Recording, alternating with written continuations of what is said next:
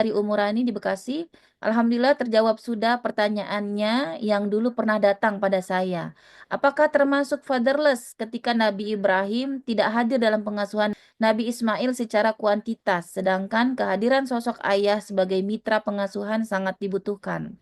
Terjawab dengan adanya akidah yang kokoh dari kedua orang tua, menempatkan Allah Subhanahu wa Ta'ala sebagai Maha Pendidik yang mengikatkan jiwa-jiwa pejuang, sehingga keluarga saling menguatkan tanpa melemahkan peran masing-masing. Seperti itu ya Ustazah. Dari Bu Rani tadi, beliau merasa terjawab pertanyaan yang sudah pernah datang terkait dengan eh, berarti kan fatherless itu Nabi Ibrahim itu. Lalu kemudian dalam benak kita itu sudah langsung terbayang itu sesuatu yang pasti buruk, pasti negatif. Karena hari ini narasi yang berkembang itu adalah eh, bahwa apa namanya, untuk mencapai kebaikan itu pasti harus komplit. Kalau tidak komplit itu pasti keburukan. Padahal kalau kemudian kita bicara kebaikan, tadi sudah saya sampaikan, kebaikan itu oleh Allah, Allah letakkan bukan pada banyak atau sedikitnya. Banyak anak pasti buruknya, sedikit anak pasti lebih terawatnya. Enggak. Keluarga broken home pasti buruk dibandingkan keluarga yang itu tetap utuh. Juga enggak. Anak yatim atau ke anak yang orang tuanya tetap lengkap juga tidak di situ, gitu. Kaya atau miskinnya. Tadi sudah saya ambil beberapa contoh. Dan bahkan kemudian bersyukurnya kita itu justru Nabi Muhammad itu memilih, memilih, memilih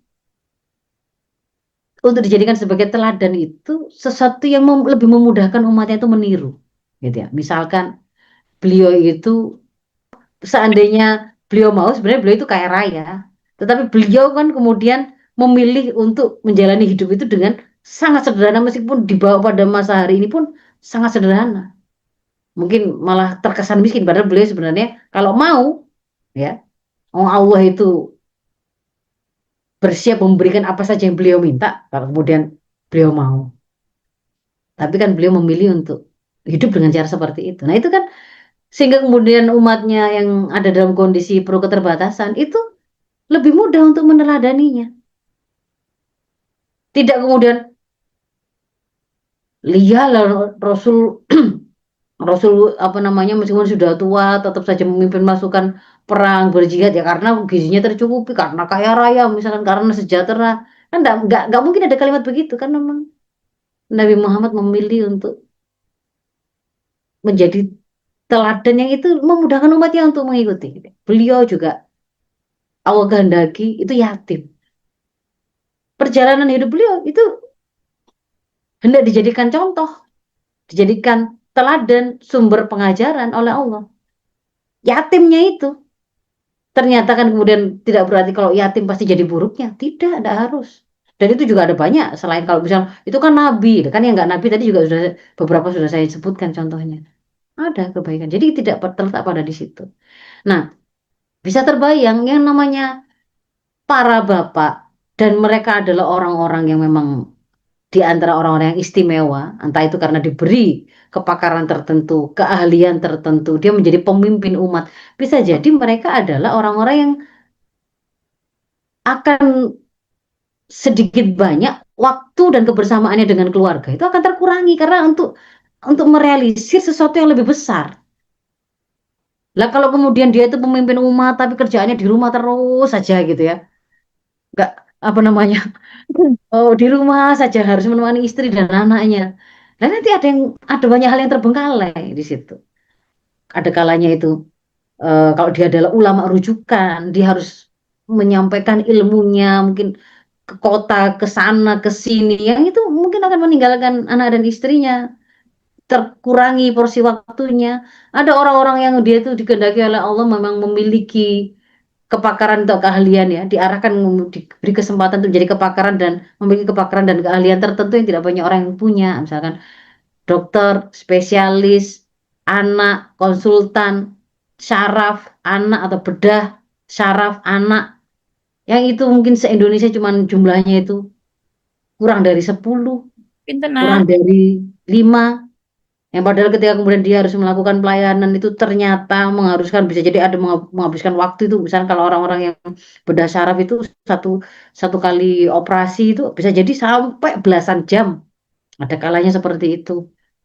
Ya tentu saja di situ akan berbeda dengan mereka-mereka yang tidak tidak memiliki amanah untuk mengurusi urusan yang lebih besar, orang banyak. Tetapi sekali lagi kebaikan itu tidak terletak kepada harus paling banyak. Kalau semakin paling banyak bapak itu ada bersama anak itu pasti pasti baiknya.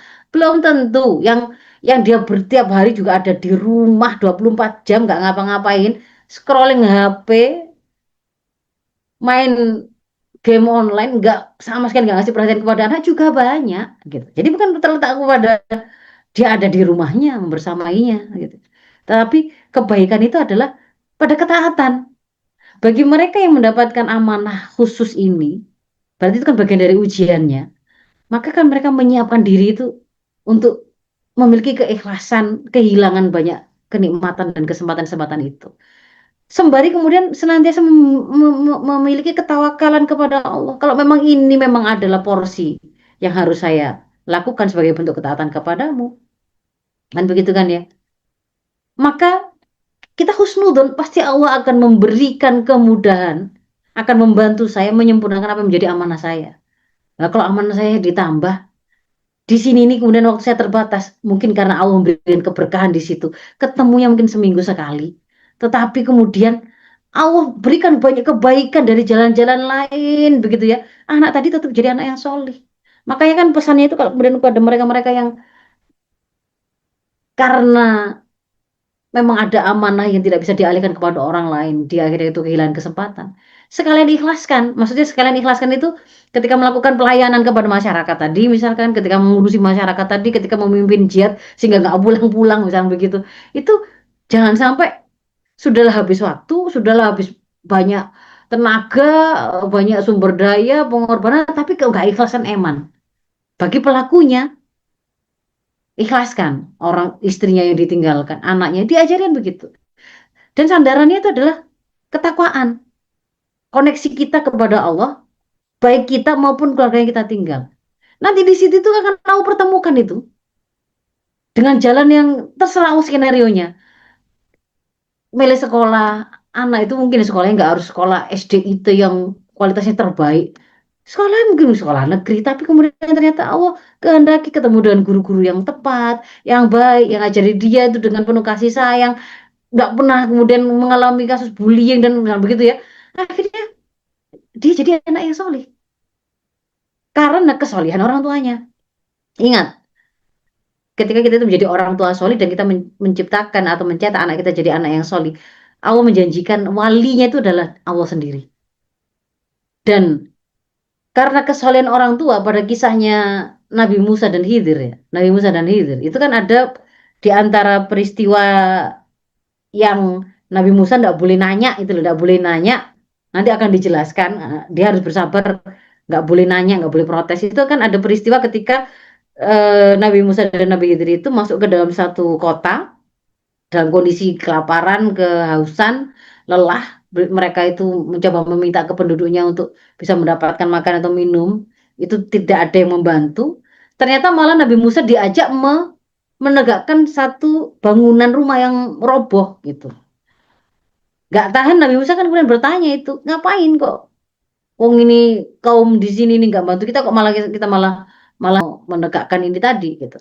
Nah di situ kemudian kita mendapati jawabannya itu kan rumah itu adalah rumah dua anak yatim.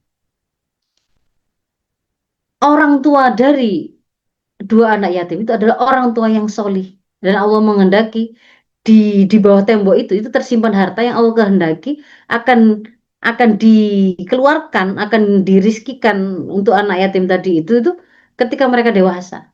Sampai kemudian Allah mengirim dua nabi karena kesolehan orang tuanya. Dan di Ibnu Katsir disampaikan itu bukan orang tuanya langsung ternyata yang dimaksudkan di situ itu. Bapaknya adalah orang yang solih. Nah itu ternyata bisa berpengaruh begitu loh. Karena kesolehan orang tua, Allah itu kemudian memudahkan dia yang menjadi wali, dia yang menjadi wali yang akan menjaga, yang menjamin itu anak-anak yang solih tadi, begitu. Nah, jadi di sini betul, berarti nggak harus ya. Kemudian kalau kehadirannya itu jumlah waktunya terbatas, bapak itu pasti jadi fatherless, nggak harus. Asalkan tadi itu loh, nggak bisa hadirnya sebagaimana yang dia inginkan, itu sebenarnya itu dalam kerangka taat kepada Allah. Keterbatasan itu tadi itu karena ketaatan.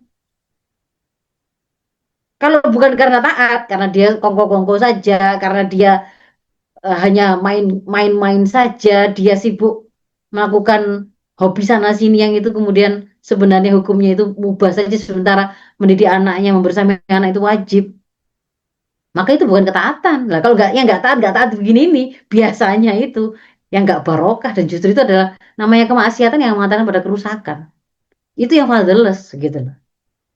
Itulah mengapa juga menjawab mungkin tidak hanya kisahnya Nabi Ibrahim, kisah orang-orang besar, orang-orang solih yang dia kemudian Allah kehendaki ada banyak hal selain di luar keluarganya harus dia urus. Tapi keluarganya kok juga lurus, padahal kan dia jarang di rumah misalnya begitu. Ya karena ini, gitu.